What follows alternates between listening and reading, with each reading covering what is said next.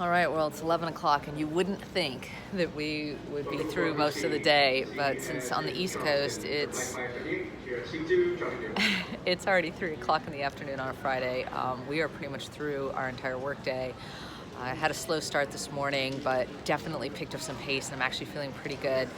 Talked to some folks, moved some things. So the next month is getting firmed up, which is really exciting.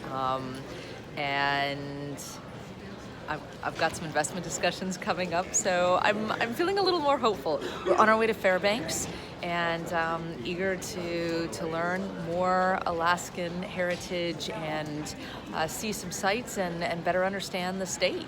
But so far, what I've seen is simply amazing. On our way to Fairbanks, and then to the North Pole, of course. North Pole City, Alaska. All right, so we're entering the Museum of the North here at the University of Alaska Fairbanks. But as you can see, there is an amazing view out here. So great. All right, here we go into the museum. As we study the impact of climate change, one of the things that we've found as we've traveled through Alaska is that much of what has been here before is beginning to disappear. The impact on animals has been profound. The expectation that it will impact humans is increasing.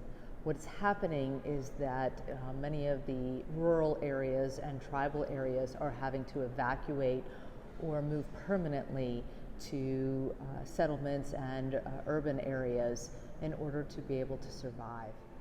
As we talk about readiness, the ability to withstand earthquakes, understand them, and respond to them is something that Alaska has been perfecting. And in fact, through our travels, we have found the opportunity to speak with many people who make the joke that Alaska can start on Monday and be finished by Tuesday, cleaning up after even the most major of earthquakes.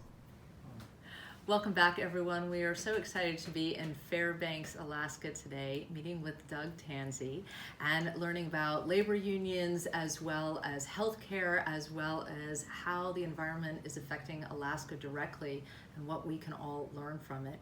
So Doug, if you'll tell us a little bit about your background and what you do today and your primary duties, and we'll kind of go from there. Well, thank you, Jay. I'm born and raised here in Alaska.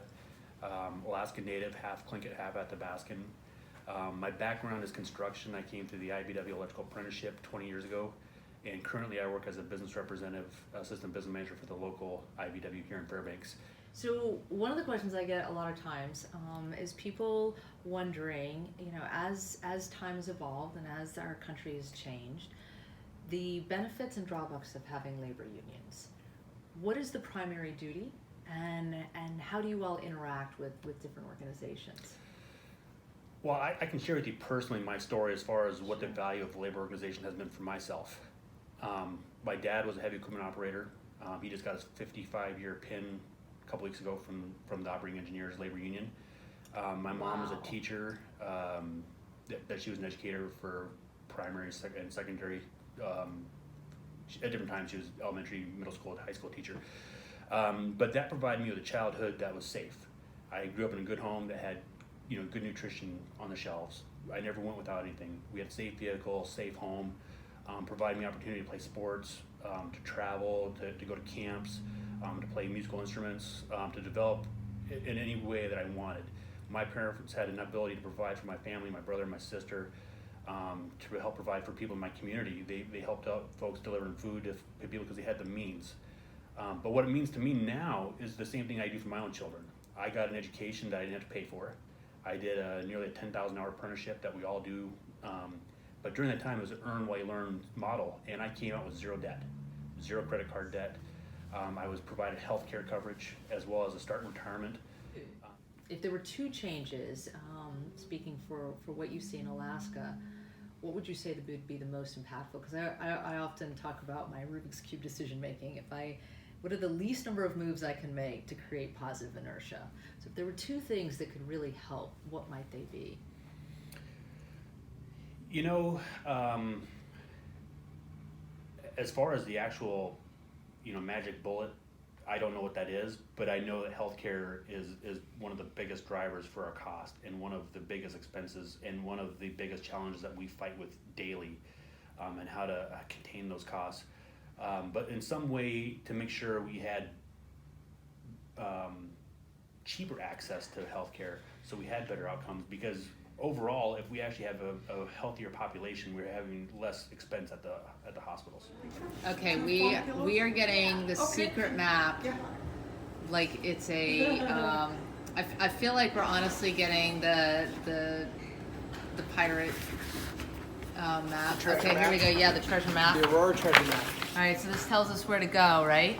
Yes. Okay, and then they're just gonna call us and tell us That the Aurora's on. that it's on, and we're ready. We just jump So- out of bed and go. We call you when we can see them out here in Okay. our little parking lot. This is a drivable. So this is about 20 minutes away. Okay. So this is where we are. Okay. You're going to go across the flag bridge right here, which Yep. is South Cushman, turns into Illinois Street. You're going to go all the way up College Road. You're going to hit University and Farmers Loop. You're going to take a right on Farmers Loop and then take a left on Belane. Belane, there's going to be a hill starting here and ending here. Right at the base of that hill on the right-hand side is going to be a little gravel pull-off. And that's the perfect spot to see them. You're going to see the mountains, the trees, and all open sky. Something tells me I'm going to be able to see Northern Lights straight from my hotel room. Look at this view.